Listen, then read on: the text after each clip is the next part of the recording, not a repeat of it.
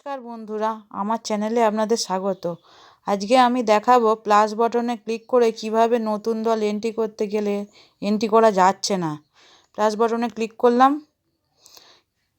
You can not add more than 50 SHG in this bookkeeper. এখানে বলা হচ্ছে version 2.24 ভার্সনে 50টার বেশি একটি দলও আপলোড করতে পারবে না বুককিপাররা। সেই জন্য এই রকম দেখানো হচ্ছে। আগের ভার্সনগুলোয় আমরা চাইলেই অনেক SHG এন্ট্রি করতে পারতাম 50টার বেশি, কিন্তু এই 2.24 আসার পর থেকে আর এটা করা যাচ্ছে না।